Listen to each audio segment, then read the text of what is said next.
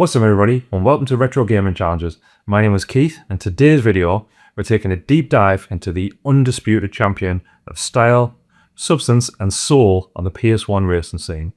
We're talking about the masterpiece that was released in 1998, Ridge Racer Type 4, or simply R4 in some countries. The Ridge Racer franchise defined arcade racing on the PS1, but R4 redefined it into pure art. It abandoned the grainy textures of its predecessors, trading them in for a smooth, clean, Gouraud-shaded polygons and a colour palette that still looks stunning today.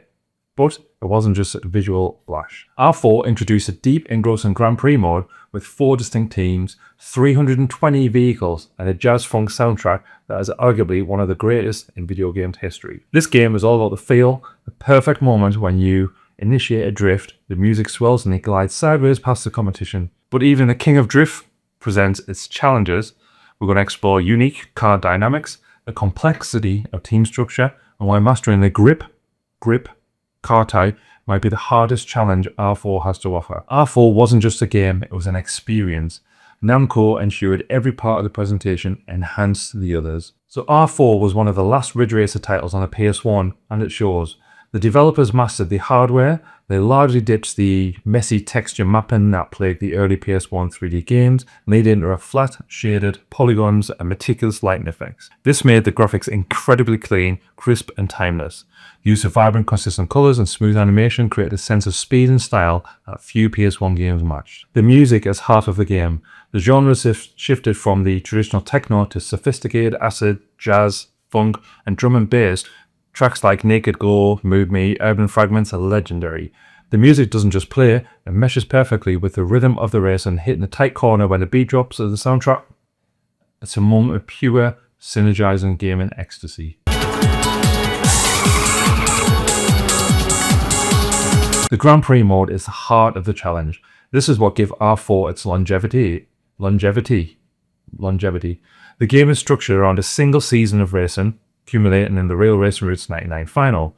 But you don't just race, you choose one of the 4 international teams to represent. You have the Pack Racing Club from Japan, which is the amateur team. This is focused on a basic, balanced approach. You have the RC Minnie Mouse Mappy, which is American. It's a high-speed team favouring light and powerful vehicles. Age Solo from Italy is a technical team specialised in stability and grip.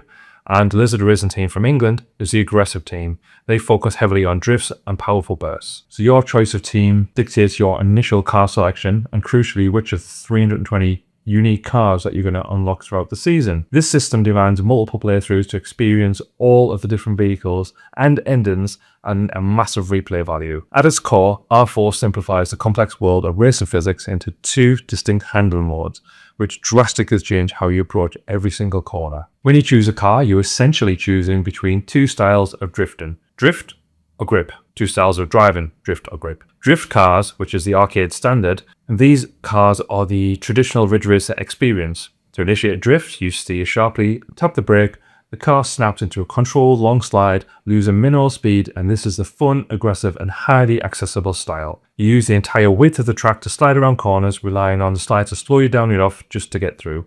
It's my personal favourite. I always go for the drift cars. This is where the true test of skill comes in with the grip cars. The grip cars require you to brake before the corner, hitting the apex perfectly, much like a sim racer. So if you try to drift a grip car, you simply slow down drastically and crash. No good. Mastering a grip car means abandoning years of arcade racing habits and adopting a surgical approach to the track, requiring far more patience and precision than the forgiven drift model. The difficulty of R4 isn't in beating the game once, it's mastering both styles across 13 unique tracks and their mirrored variations. The speed and acceleration of the grip cars is often superior, making them essential for world record times, but only if you can drive them full of speed. Conversely, the aggressive AI often exploits the drift model's ease of use, forcing you to maintain a perfect line to stay ahead. The car you use changes as you win races. You start with a basic car, your team unlocks evolution variants after successful races.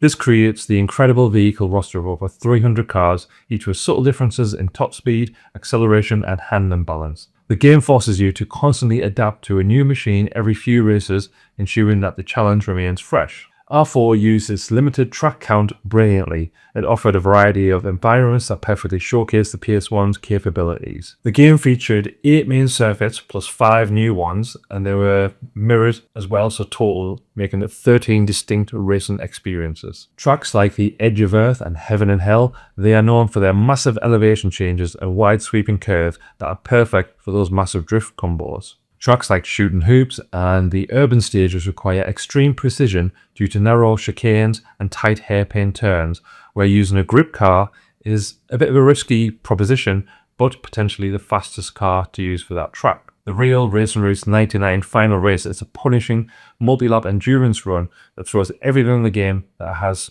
towards you. It's the ultimate test of car management and track knowledge, a fitting climax to the Grand Prix season. The AI is generally fair, adhering to the game's physics. However, the game features a specific rival driver on each team, i.e. Raiko Nagas for the Pac-Man or Pac Racing Club. This rival is your key antagonist throughout the season. Beating them in final few races is crucial for unlocking the best ending and the most powerful special cars. This added narrative tension and focus made the competition feel more personal and high stakes than previous entries. R4 stands as a monument to the PS1 era. It achieved a near-perfect balance between arcade fun and sim depth. It proves that a game could technically be robust without relying on gritty realism. The clean visual style ensures that it has aged far better than many of the PS1 counterparts, whose heavily textured environments often look blocky and muddy today.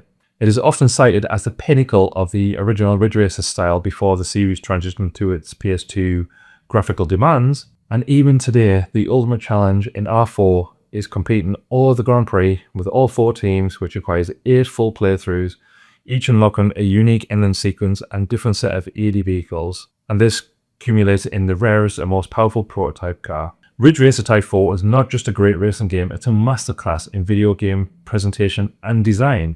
It elevated the arcade genre, delivering an unforgettable package of sound, style, and genuinely engaging challenge. It's a testament to Namco's ability to maximize the PS1 hardware and create a legacy that so few racers have matched since. If you haven't taken a plunge into the Grand Prix, or if you still haven't mastered the ruthless precision of the grip car, then the challenge awaits for you. Thank you for tuning into this retrospective. We hope you enjoyed the video, and if you did, why not drop a comment below about your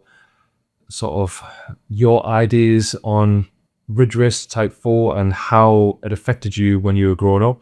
What did you enjoy? What did you hate about it? And also on screen is another retrospective video about a classic game, so check that out as well. But until next time, see ya.